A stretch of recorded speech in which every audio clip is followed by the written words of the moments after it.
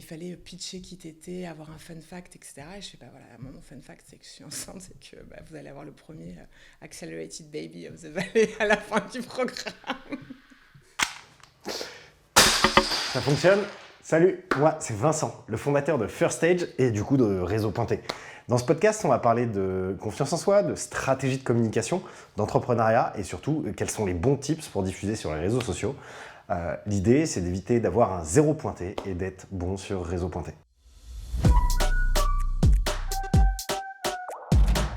Hello Elodie. Salut. Ravi de t'accueillir. Du coup, j'ai cru comprendre un peu sur LinkedIn notamment que tu avais eu une expérience sur l'échec et que tu en avais tiré un apprentissage. Aujourd'hui, on te connaît là-dessus, mais on va parler aussi d'autres choses et surtout de l'entrepreneuriat en Silicon Valley. Je pense que déjà, entreprendre, c'est apprendre et donc c'est se planter. Quand j'étais petite, mon père me disait, écoute, tu as un certain nombre de baffes à te prendre dans la vie, donc commence tôt. Donc j'ai commencé très tôt. Mais oui, effectivement, un de mes plus gros fails, c'était effectivement de partir dans la Silicon Valley avec une start-up qui avait une super bonne notoriété en France. Moi, j'avais déjà monté une boîte, donc j'étais en mode repeat entrepreneur. D'arriver là-bas, t'as levé, ta start-up fonctionne bien, t'as fait tous les plateaux télé, t'es en confiance, tu vois. Et là, il t'a fait 3 semaines pour planter ta boîte, quoi. C'est un truc, tu changes complètement. Le mindset n'est pas le même, la façon de voir les choses, le business n'est pas du tout le même. J'avais 15 ans d'entrepreneuriat, j'ai fait une remise à zéro totale de toutes mes connaissances, de toute ma façon d'envisager l'entrepreneuriat. Et j'ai eu quelques jours de honte, tu vois, en me disant, mais j'ai eu une agence pendant 15 ans et j'ai vraiment vendu de la merde quand je les vois prototyper des trucs hyper rapides, aller super vite sur tout. Je me suis dit, mais non, quoi. Alors, j'avais changé de planète. Donc en fait, c'était pas tant le projet, c'était plus les gens que tu as rencontrés et l'environnement dans lequel tu étais. Je pense que j'avais déjà une culture de l'apprentissage, de l'échec, etc. Donc quand je me suis rendu compte que mon projet n'allait pas marcher, quand on était chez les Refiners, donc c'était des Français installés dans la Silicon Valley, qui étaient des entrepreneurs qui avaient déjà bien réussi et qui investissaient aussi, donc ils avaient l'habitude de voir les projets qui marchaient ou pas. Donc quand ils nous ont dit Elodie, ils nous ont pas dit Elodie, ils ont dit hey, les mecs, on pivote. Je l'ai fait tout de suite, tu vois, il y a des gens qui ont du mal à se dire ah non mais j'ai pas besoin de projet, regarde j'ai fait la une des journaux télé, j'ai fait les échos, machin, etc. Donc tu vois, je vais pas baisser les bras, je vais pas rentrer en France avec rien. Et moi tout de suite j'ai dit ok, mais après ça veut pas dire que intérieurement tu moulines pas, mais effectivement c'est pas que mon projet que j'ai remis en cause, c'est effectivement est-ce que j'ai vraiment fait du bullshit et c'était vraiment possible d'avoir été à côté de la plaque autant pendant autant d'années.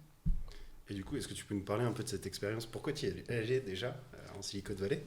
Et comment ça s'est passé sur place? Qu'est-ce que tu as appris? En fait, quand j'ai quitté mon agence que j'avais revendue, ma première agence de com, j'ai décidé de trouver un nouveau business. Et je me suis dit, qu'est-ce que j'aimerais vraiment faire? Et tout le monde me demandait de l'aide, mais personne n'avait d'argent pour, tu vois. Donc ça, c'est très, très français, tu montes ton projet. Donc je m'investissais dans plein de projets, j'adorais ça. Et à un moment donné, je me dis, mais on peut en faire un concept. Les gens pourraient investir leur temps, effectivement pas contre de l'argent, mais plutôt contre de l'equity, contre des parts. Et on a lancé le truc, je te dis pas, on faisait semblant, tu sais, qu'il y avait un moteur, machin, etc. Et en fait, on avait deux Typeform, on passait des nuits à matcher les gens, quoi. Vraiment des gens, puis des gens qui avaient des postes de dingue, tu vois. On a eu le directeur marketing de Coca, on a eu des gens chez Procter & Gamble, etc. Donc vraiment des gens avec énormément d'expérience qui étaient prêts à mettre quelques heures, quelques jours par semaine dans des boîtes.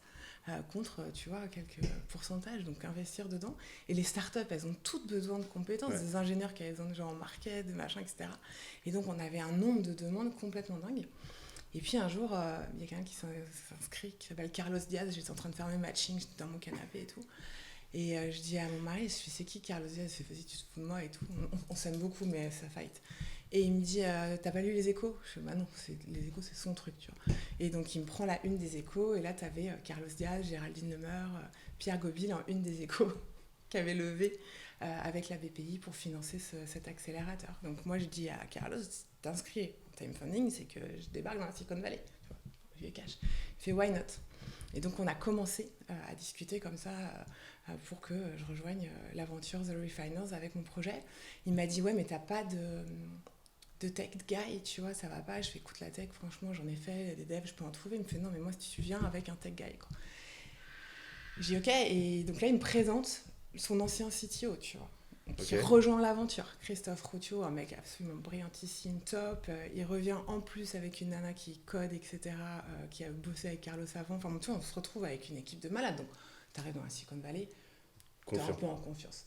J'avais juste un petit détail que je n'avais pas précisé au Refinance, c'est en fait le jour où ils m'ont dit go pour la Silicon Valley, le même jour j'avais un test de grossesse positif et je te jure quand j'ai calculé les 9 mois ce que ça faisait genre le lendemain de la fin du programme quoi. Et là je dis à mon mari on peut pas partir ou je vais faire des allers-retours, enfin tu vois, il me dit t'es taré, on va pas louper une expérience à la Silicon Valley et puis tu vas pas avorter, donc voilà, donc on est parti. Et quand je suis arrivée là-bas, comme tout le monde pitch tout le temps, il fallait pitcher qui t'étais, avoir un fun fact, etc. Et je fais, voilà, mon fun fact, c'est que je suis enceinte, c'est que vous allez avoir le premier Accelerated Baby of the Valley à la fin du programme. J'ai un partenaire avec moi. Voilà, c'est ça. Bon, écoute, ça, moi je m'attendais, tu vois, au truc, ça va pas, tu ne l'as pas dit, machin, j'avais vachement stressé. Tout le monde s'en foutait. En fait, tant que tu sais penser, que tu sois enceinte, c'était pas un problème, quoi. Donc, voilà. Et comment ça se passe sur place? C'est quoi l'environnement dans lequel tu étais? Écoute, nous on était donc dans un espace de coworking avec plein d'autres startups qui venaient de plein, alors beaucoup de Français mais aussi de gens d'autres startups européennes, donc c'était vraiment chouette. Tous les jours on rencontrait des nouveaux entrepreneurs, de nouveaux VC, on pitchait notre projet, on avait des masterclass complètement. En plus sur le coup tu te rends pas compte. Tu te rends pas compte des gens que tu rencontres, que c'est des entrepreneurs de malades. Enfin tu sais, t'as ce côté où tu vas t'en rendre compte mais après et tu te dis merde. Et tu vas redescendre et tu... Wow. Tu vois, on a eu James Carrey en conférence mais... Enfin, pas une seconde, j'ai dit ouais, ok. En plus, dans la Silicon Valley, à San Francisco, moi j'aime bien, tu vois, les couleurs, machin, être looké, etc. Et là-bas, c'est le cancer du style. Hein. C'est-à-dire que les nanas ont peur de se faire agresser, donc elles sont toutes en leggings, machin. Moi, on les repère mieux, c'est. Et les mecs, c'est pareil. Personne n'est habillé correctement. C'est-à-dire que tu viens pitcher des start-upers, t'es en jogging, tu sors de ta salle de sport. C'est complètement ok, quoi. Donc le mec ressemble à rien. Et moi, je fais beaucoup de, tu vois, je sors de la com, le milieu parisien, machin, un peu hype. Donc le mec, pour moi, ok, tout le monde me dit c'est un gros mec. Je fais, moi, t'es juste pas sapé. Donc voilà. Et donc c'est qu'après coup, je me suis dit, merde, on a quand même vu des trucs assez dingues. Voilà. Et c'est du coup, quand on avançait dans le programme et on se prenait des murs, mais t'imagines même pas quoi. Un jour j'étais un peu fatiguée, je laisse mon mari pitcher qui avait rejoint aussi l'aventure et la nana en face, elle me dit mais toi tu sers à quoi? T'es en carton? Je fais comment ça je suis en carton? On fait juste parce que t'es enceinte, t'es nana, t'es CEO, mais c'est lui qui pitch quoi. Waouh! Je fais non, en fait il est anglais donc rien à foutre en fait, c'est toi qu'on va entendre. Donc tu vois, tu te prenais des murs tous les jours, on nous disait que notre projet en fait servait à rien, que de toute façon il n'y avait pas de business model, il n'y avait pas de marché, qu'on perfusait des entrepreneurs qui ne méritaient pas d'être perfusés, que le marché français on était tous vachement aidés tu vois avec Pôle emploi etc, mais là ça n'existe pas donc il faut aller à l'échec hyper vite, donc en fait tu as 3 semaines pour monter ton projet, le cracher ou le réussir mais pas plus, et tu vas pas mettre des experts qui vont aider un projet à tenir alors qu'en fait l'entrepreneur il mérite pas ça, c'est une jungle et il faut que ça marche comme ça, pour que ça marche il faut qu'il y ait des gens qui réussissent et d'autres qui meurent et que ça, tu vois, que ça tourne et très vite. Sinon, tu casses le système de la Silicon Valley, de l'innovation et de toujours plus grand, toujours plus long. Donc du coup, on a craché, on a arrêté. Mais par contre, moi, j'avais un maximum d'ego. Déjà, je ne voulais pas rentrer en France sans rien. Quand je dis sans rien, c'est sans projet. Et puis, je ne voulais pas louper les confs, etc. De toute façon, j'étais trop enceinte pour rentrer. Donc, on s'est dit, on va pitcher des nouveaux projets. Tous les jours, on pitchait un nouveau projet. Okay. Et on a découvert, en fait... Et là, pareil, on ne s'est pas rendu compte, mais tu vois, on a rencontré des gens chez Messenger, on a rencontré des gens... J'ai rencontré H. Moria. H. Moria, c'est quand même le mec qui a écrit le Running Link, qui a fait ce tableau que maintenant tout le monde utilise en 9 cases, problème, solution, proposition de valeur. Tu vois, et on a rencontré Google, qui nous explique qu'ils ont monté le design sprint avec Jekna pour aller plus vite sur les projets, etc. Donc nous, on prend tout ça, puis on applique, tu vois, et tous les jours, on pitch un nouveau truc. Mais on est allé super loin, on a fait des parapluies connectés, le Airbnb pour les gamins, les applis, tu vois, c'était le moment où l'impact arrivait partout, donc il fallait le slide impact, les applis pour gamifier, parce qu'on avait découvert The Power Up Habits, on a dit, ok, on va faire une app, tu gamifies tes habitudes, mais durables, tu vois, qui ont de l'impact pour la planète. Et tous les jours, on s'en prenait plein la gueule, parce que forcément, si tu veux, tout le monde arrivait avec 2-3 ans de projet, nous on arrivait, le truc, il avait une nuit, quoi. Tu vois, donc ça marchait pas. Et donc voilà, et donc on est rentré vaguement avec un truc pour gamifier les habitudes, etc., pour dire qu'on rentrait pas sans rien. Mais on est reparti sans se rendre compte de tout ce qu'on avait ingurgité en valeur, en ayant compris quand même le truc moi qui m'avait beaucoup choqué, non mais surpris, c'est le purpose, tu vois, pour moi le côté raison d'être et tout, c'est du bullshit. Là-bas pour eux c'est vraiment important. Ils veulent des gens passionnés. Les VC, c'est des profilers, donc ils voient tout de suite si les équipes marchent entre elles ou pas, tu vois. Ça marche pas, ils le savent, mais ils savent exactement pourquoi et te le dire. Voilà, tu te sépares de tel associé, t'as 24 heures. Donc tu vois, ça va très très vite, c'est humainement pas forcément facile, et donc tu vis le truc avec un max d'adrénaline, mais tu ne réalises pas ce que tu es en train d'apprendre, de changer et de comprendre qu'en fait tu changes tout ton mindset entrepreneurial. Et à quel moment d'ailleurs tu as réalisé que ce mindset il avait complètement changé? En fait, quand on est rentré, la Silicon Valley, franchement, on était ruinés. On avait tout mis là-bas. On est parti avec 3 gamins, revenus avec 4. Enfin, tu vois, c'était quand même un gros truc. On avait gardé notre appart, heureusement, mais on n'avait plus rien. Mon mec avait rendu travaillait plus. S'il repartait, lui bossait en télé. Je dis, si tu repars en télé, c'est moi, je vais m'occuper de la gamine. On n'avait pas de babysitter pour une crèche, rien. Enfin, bon. Et du coup, on passait d'incubateur en incubateur avec en Kim Working, on était tous et on allait pitcher, et les gens, ce qui les intéressait, c'était qu'on raconte notre échec. Sauf qu'on voyait les yeux s'allumer de l'échec. Parce que les gens, ils ne retenaient pas qu'on s'était planté, ils retenaient ce qu'on apportait de nouveau. Et en fait, on avait l'effet que nous, on avait vécu sans vraiment, tu vois, le comprendre sur le coup dans les yeux des gens en face. Mais il faut un problème. Maintenant, tu vois, c'est pas... Non, il vous faut un problème. Si vous ne réglez pas un problème, ça ne marche pas. Il faut être passionné, il faut un purpose, il faut des équipes qui fonctionnent. Enfin, des trucs, tu vois, maintenant, quand je le dis, j'ai l'impression de faire le b.a.-ba de l'entrepreneur. Ouais, tu vois. Une porte ouverte. Ouais, c'est ça.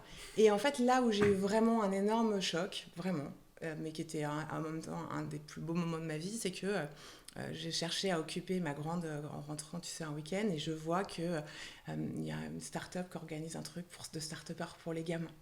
Donc j'inscris ma fille, tu vois, je dis elle rentre de San Francisco, c'est sympa, tu vois. Campus, etc. Ouais, c'était une journée, tu vois, pour une boîte qui faisait du babysitting, ils faisaient venir plein de gamins, et il y avait genre 5 ateliers à passer dans la journée. Okay. Et à la fin de la journée, la fondatrice de la Startup for Kids, ça s'appelle, vient me voir, elle me dit, mais c'est quoi ta fille, quoi? Je fais, quoi, c'est ma fille? Elle a retourné tout le monde dans les workshops. Je fais, comment ça? Je fais, ouais, parce qu'on a fait un workshop idéation, et elle a dit, non, mais en fait, on cherche pas une idée, c'est quoi le problème qu'on veut régler?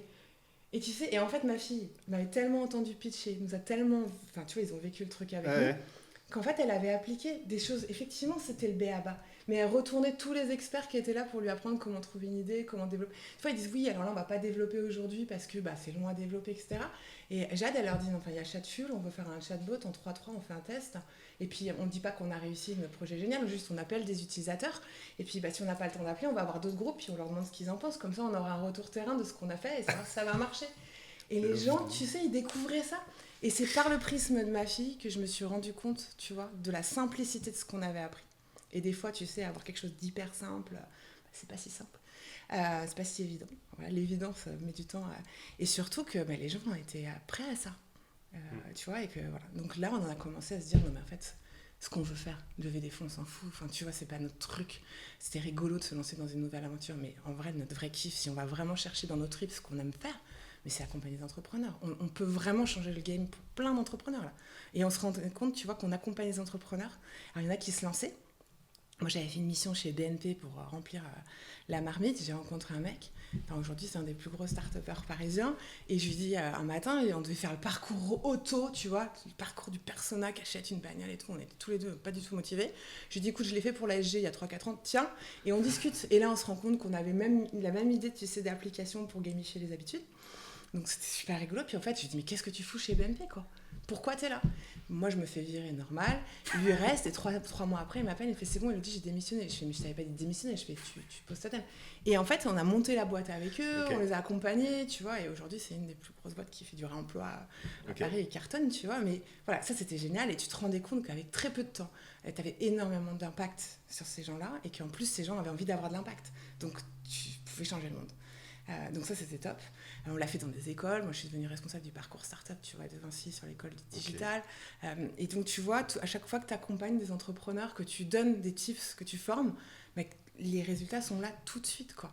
S'ils décident de bouger et de les appliquer. Ouais, mais en principe, quand tu vois, vraiment... parce que les gens qui sont pas vraiment entrepreneurs dans leur trip, ils font pas long feu avec nous. Ça marche pas, si tu veux. On voit bien, tu vois, ça, même au premier call, tu sais que ça ne marchera pas. Mais ce qui est génial, c'est qu'après, on a appliqué ces méthodes aux grands groupes. Et donc, du coup, on est allé voir des grandes banques, etc., qui avaient des vraies grosses problématiques, tu vois, qu'aujourd'hui, je ne peux même pas en parler tellement c'est énorme. Et qui nous appelaient. Du digital. Ah ouais, mais des trucs, voilà, on perd 9 clients sur 10, mais là, c'est plus possible. On est une grande banque, c'est pas possible. Il y a une loi qui vient de passer, on a 6 mois pour que la loi passe. On pitch la semaine prochaine aux US. On est mort en France si on n'est pas capable d'apporter une nouvelle solution à ce qui va se proposer. On n'a pas innové, le CODIR, ils nous attendent dans 2 mois. Et là, on a lancé le design sprint. Moi, j'ai changé beaucoup avec Jack Knapp et tout. Je trouvais son truc assez dingue. Enfin, je sais pas si tu connais, mais c'est 4 jours de workshop, c'est hyper intensif. Tu pars d'un problème, tu arrives à la fin à une solution que tu as prototypée, qui est testée. donc validé par des utilisateurs, exactement ce qu'a fait Jade, tu vois, avec ses petits copains, etc. Mais ce que je veux dire, c'est que ça a un poids de milliards de slides. Et les gens vivent un truc, ils ne croient pas au départ. C'est vraiment le problème aujourd'hui quand tu veux vendre du design sprint, c'est ce truc de mais non, c'est pas possible, tu vois, tu vends des cuisines, tu vends du rêve. Je fais non, en fait. Et tous les gens qui passent, c'est un très mauvais moment à certains moments, c'est hyper dingue à d'autres. Moi, je me fight avec les clients, parce que c'est des trucs, c'est vraiment, c'est comme ça. Mais c'est de l'intelligence collective, c'est hyper condensé dans le temps, c'est épuisant, c'est passionnant. Et derrière, tu en ressors, tu verrais les yeux des gens. Et quand ils pitchent leur codir, mais c'est magique, quoi. C'est un truc, les gens n'y croient pas. Ouais. Voilà. Nous, il y a différents projets qu'on accompagne sur la vidéo, sur les contenus, ainsi de suite. Et notamment de l'intrapreneuriat dans des grands groupes. Et ce qui est ouf, leur première problématique, c'est le silotage des collaborateurs.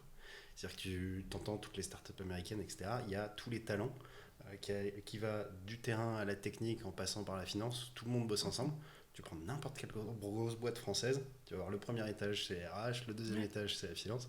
Comment tu veux que le projet avance ? Et même, tu vois, les startups qu'on accompagne qui sont grosses, elles ont ce biais-là. C'est que c'est un truc culturel. On doit siloter à un moment donné, on crée des barrières. Et en fait, ce qui fonctionne, et ce que la Silicon Valley a très bien compris, c'est un truc, mais ça date de la nuit des temps, hein. C'est l'intelligence collective. C'est qu'en fait, tu mets plusieurs cerveaux, des compétences différentes, des mindsets différents, encore plus dans la Silicon Valley, tu mets des cultures différentes parce que les gens viennent du monde entier, mais ça fait des projets de malade mental. Et ça, on n'y croit pas en France. C'est très bizarre, on n'y croit pas, alors que moi, je l'ai vécu. Tu prends Slack, ils ont été rachetés par Salesforce. C'était une boîte de jeux. Les mecs, ils ont fait c'était une boîte de jeux vidéo. Et tu sais, là-bas, tu dis pas que tu vas déposer le bilan, tu dis, bah voilà, il me reste 3 semaines, 2 jours avant d'être cash out. Là, ils sont vraiment à une semaine d'être cash out. Donc, de mettre tout le monde dehors et d'arrêter. Ils ont des investisseurs et tout, tu vois, mais ils n'ont pas de nouvelle histoire à raconter. Alors, je prends pas. Qu'est-ce qu'ils font ? Et bah, ils ont fait un design sprint. Ils ont pris la petite messagerie qu'ils utilisaient, tu vois, comme test du prototype de leur truc. Ils ont balancé ça à tous leurs potes de la Silicon Valley. En 24 heures, tout le monde utilisait Slack.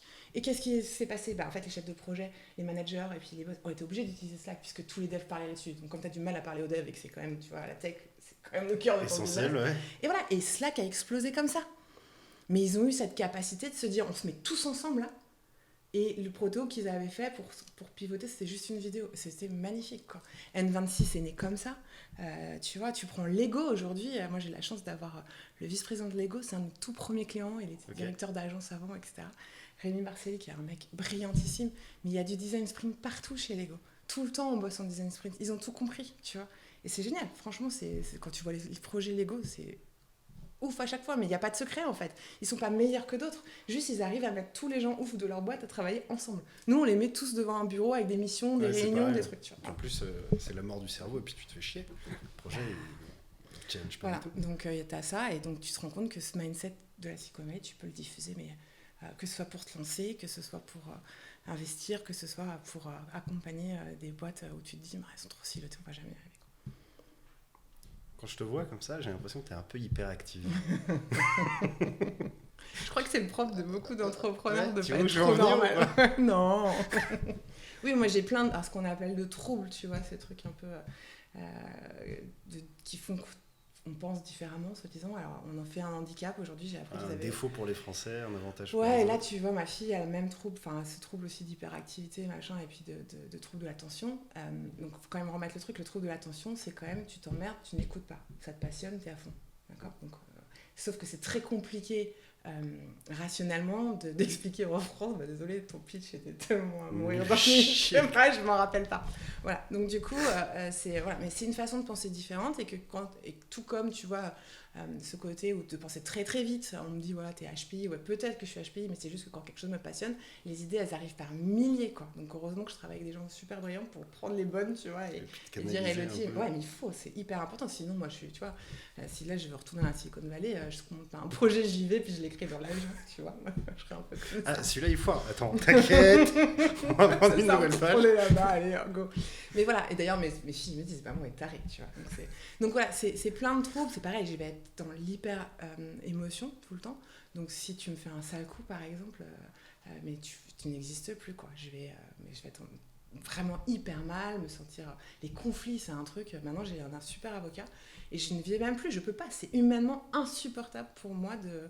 Et des fois, on me dit, Elodie, c'est juste simple, tu vois, tu dis non. Et bah non, en fait, c'est pas possible, c'est trop difficile, je mets trop d'émotions. Donc j'ai un mari qui est contrebalance bien. J'ai des équipes qui ont compris, tu vois, comment je fonctionnais. Voilà. Après, je me bats un peu parce que je pense qu'aujourd'hui, entreprendre, c'est génial pour ces gens qui sont avec ces façons-là de penser. Je pense que d'en faire une différence et un handicap en France, c'est vraiment une erreur. Parce que du coup, il faut que ce soit soigné, reconnu, remboursé, etc. Alors que dans la Silicon Valley, on prend ensemble Zuckerberg, il n'est pas normal. Jeff Bezos, il a Asperger. Musk. Pareil pour Musk. Tu n'as pas un entrepreneur, un des grands entrepreneurs de la Silicon Valley qui réfléchit comme on voudrait dire ce qu'est la normalité. Et tu en as très peu qui réussissent, qui sont normaux. Regarde le fondateur de WeCrashed. Non, pardon, je prends la série de WeWork. Non, parce qu'il y a une série sur lui, c'est pour ça que Mais ce mec est dingue. Il a levé des millions, il a craché des millions et il remonte une boîte et tu vois, il y va. Et tu crois qu'il est normal? Non, en fait. Donc voilà, moi j'essaye de montrer que ce côté différent, ça peut être dur à l'école parce que le système scolaire n'est pas fait du tout pour ça. En plus, on fait vite la connerie de dire « Ah, t'es un petit peu au potentiel, on va te mettre dans une classe à part. » Oui, ça sert à rien en fait. Et c'est dur d'être au potentiel parce que les enfants ne comprennent pas. Enfin, moi, gamine, j'étais harcelée, on ne comprenait pas, j'étais toujours trop sensible sur certaines choses, trop en avance sur d'autres. Moi, je voulais parler aux adultes.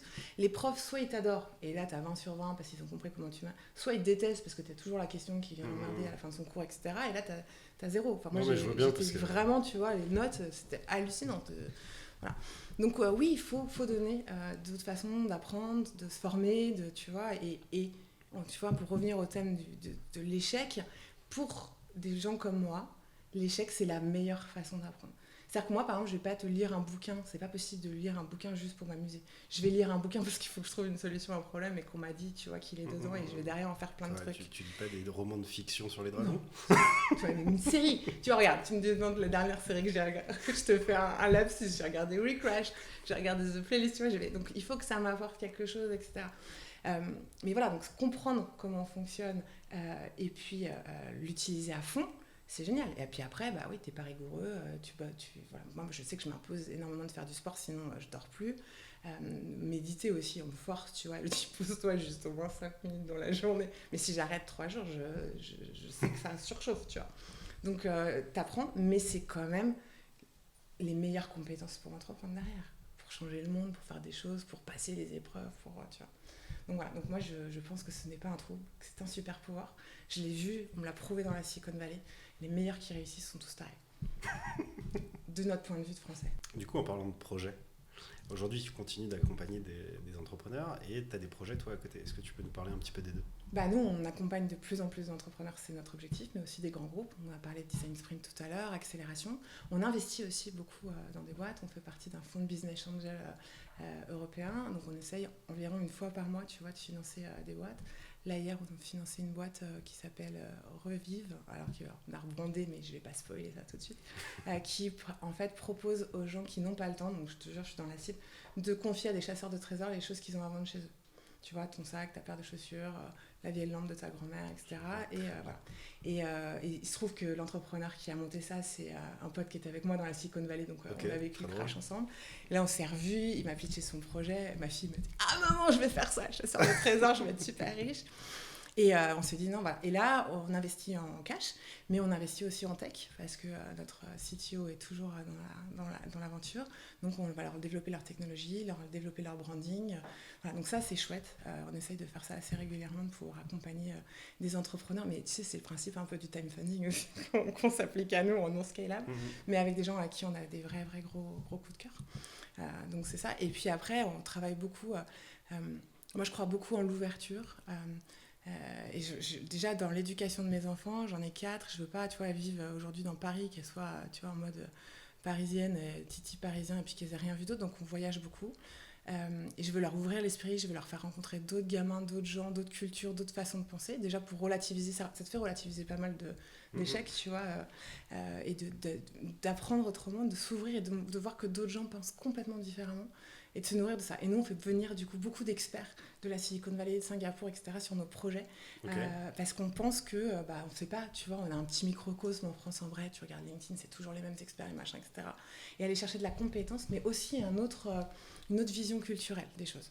Comprendre que d'autres gens ne pensent pas comme toi, et ce qui est vachement bien, c'est qu'avec leur vision, potentiellement, tu vas découvrir une nouvelle phase de ton projet ou pouvoir l'accélérer différemment. Et ça, c'est chouette. Et on fait tout ça en mode workshop, bien entendu. Donc, il y a un sacré nombre de startups qui veulent s'externaliser, enfin s'internationaliser, et où en fait le produit ne répond pas du tout au mindset culturel. Tu peux mettre tout le cash que tu veux et l'énergie, ça ne fonctionnera pas du tout. Non, parce qu'il faut penser global tout de suite. C'est vraiment comment tu imagines ton produit pour l'international tout de suite et comment tu attaques directement l'international. Et pas je lance à Paris, puis après je prends mon sac à dos et je viens à Silicon Valley. J'ai testé, ça n'a pas marché. Sans jeu de mots, est-ce que tu peux mettre en lumière Light Me Up? En lumière, Light Me Up, écoute, Light Me Up, c'est un binôme un peu taré de moi et Nash, qui est mon mari. On est rarement d'accord, ce qui fait bizarrement notre différenciation sur le marché. C'est-à-dire qu'on a tous les deux un point de vue différent. Alors, on ne se faillite pas devant les clients. Mais quand on n'est pas d'accord, on se le dit. Voilà. Souvent, ça surprend un peu. Tu sais, les clients qui sont là, mais vous n'êtes pas d'accord? Je fais, mais en fait, ça tombe bien parce que c'est vous les entrepreneurs. Et donc, prenez votre décision. Donc voilà, on accélère donc, en moyenne 150 entrepreneurs, tu vois, tous les ans à travers soit en les formant, soit vraiment en les accompagnant sur le terrain avec leurs équipes, en utilisant l'intelligence collective, en apportant notre expertise, parce que moi j'avais quand même 15 ans avant, tu vois, de me lancer dans les startups de com. Tu vois, aujourd'hui il y a l'IA, moi j'étais là au début du web, non, écoute, j'assume, dinosaure bien assumé, bien dans ses baskets, mais ce qui est vachement bien parce que du coup tu embrasses les choses différemment. J'ai vu des super boîtes se monter, se cracher, j'ai vu des nouvelles technologies arriver qui sont censées tout révolutionner. Tu peux avoir un concept de ouf mais pas être au bon timing. Exactement, et ça on l'a bien vu, tu vois, vécu. Et donc non, c'est voilà. Donc sur Light Me Up, on fait ça, on accélère des entreprises qui ont le bon mindset et qui ont envie vraiment d'aller dans les étoiles avec le maximum, nous, en tant qu'entrepreneurs, notre expérience, notre expertise, mais aussi avec des gens du monde entier. On voit de plus en plus de sociétés, on peut en citer pas mal, qui sont portées par le président, par le CEO, ou par les 2-3 founders. C'est quoi ton point de vue là-dessus? Est-ce que la boîte est forcément liée au CEO et qu'est-ce qui valorise? Si par exemple tu veux faire un exit ou une valo, quelle est la valeur ajoutée et comment est-ce qu'ils doivent s'en tirer? Moi, je pense qu'aujourd'hui, travailler sur son personal branding, et c'est ce que je dis à tous mes étudiants, créer des communautés qui te suivent toi en tant que personne, dans ton authenticité, dans ce que tu es, c'est hyper important parce que ça, où que tu ailles dans le monde, où que tu ailles dans n'importe quel projet, d'ailleurs que ce soit salarié, tu l'embarques avec toi. Et ça, des VC ou des gens qui vont te racheter, etc., ils ne pourront jamais te le voler. Par contre, quand tu lèves, ça donne une vraie valeur à ta boîte. Ça donne une vraie barrière à l'entrée. La barrière à l'entrée, il y a quelques années, c'était la tech. Aujourd'hui, c'est fini. Tu vois bien, tu plugues ChatGPT et tu as un truc innovant. Maintenant, la barrière à l'entrée, c'est la communauté, c'est les gens qui te suivent, c'est les gens qui s'engagent, qui s'engagent derrière toi, qui ont envie de voir tes projets, les suivre. Ça, pour moi, c'est quelque chose d'extrêmement important et qui, je trouve, chouette parce que moi, j'aime bien transmettre aussi. Donc, du coup, c'est top. Et puis, ça permet de lancer aussi des projets plus vite. Tu peux juste communiquer sur ce que tu as envie de faire, comment tu veux le faire et voir si ça va marcher ou pas avant de te lancer. Donc, c'est à tout moment d'une carrière, c'est intéressant. Ouais. Et si on devait finir sur un tips ou des conseils, finalement ce que toi tu as appris, si tu devais le résumer à quelqu'un qui soit déjà en train de scaler sa boîte, soit qui veut la monter, ce serait quoi? Moi, je pense qu'il faut garder en tête ce côté fake it until you make it. En France, on est trop sur ce truc où on veut tout être parfait. Le nombre de startups que j'accompagne qui montent des offres, tu vois, ils ont déjà levé, mais ils en montrent une autre et ça doit être parfait, toute la tech, le produit, le machin. Mais en fait, non, quoi. Allez chercher vos clients et on me dit ouais mais si on a des clients qu'on peut pas leur répondre, mais tant mieux en fait, tu vois, et n'ayez pas peur de ça, ce sera un problème de riche quelque part. Donc c'est ça, c'est arrêter de perdre du temps à essayer des choses une fois que tout est censé être totalement parfait. Et ça marche aussi à tous les stades de l'entrepreneuriat et ça marche aussi dans les grands groupes. On passe pas des mois et des mois à finaliser un projet sans avoir vu un client. Voilà. Donc pour moi on lance avec des mots, avec une bonne proposition de valeur, avec un bon personal branding. Et puis on voit, ça prend, on y va, on développe, on investit. Mais on n'investit pas juste, c'est la procrastination quelque part. On se rassure soi-même qu'on a passé du temps, qu'on a bien fait, qu'on a tout respecté. Ouais, ok, mais s'il n'y a pas de client à l'arrivée, ce sera un échec. T'as perdu du cachet du temps. C'est ça. Merci. Merci à toi.